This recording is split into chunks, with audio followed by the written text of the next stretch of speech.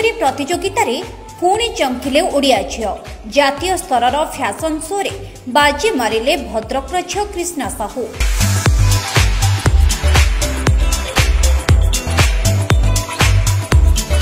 सिल्फिना media द्वारा आयोजित बहु प्रतीक्षित grand national level fashion show Silfina mister miss and mrs India 2022 रे गौरव आनिछंती कृष्णा। एथिरे मोट 200 जन अंशग्रहण करथिबा परे 30 जन ग्रांड फिनाले पहुंचीथिले। सेथिरे ओडिसारू 5 जन प्रतियोगी अन्य राज्यरू 25 जन प्रतियोगी अंशग्रहण करथिले। सेथिमध्यरू भद्रक जिला चांदबाली एनएसी अधीन पंचपड़ा ग्रामर झियो कृष्णा साहू विनर होई सारा ओडिसा रे गर्व आनिछंती।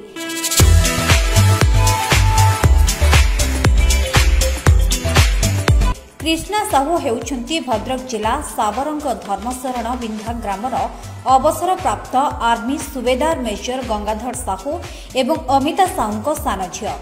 चांदबालीर विशिष्ट समाजसेवी तथा प्रतिष्ठित व्यवसायी स्वर्गत हरिहर साहूंकर से नातुणी छोट बेलू निज अजा और आई निकटने बढ़ी। अजा आदर्श संस्कार को अनुकरण कर पाठपढ़ा सहित नाच गीत में बेस पारंगम। से जड़े सॉफ्टवेयर इंजीनियर थिबा बेले फैशन पाई मध्य तांकर रुचि रही।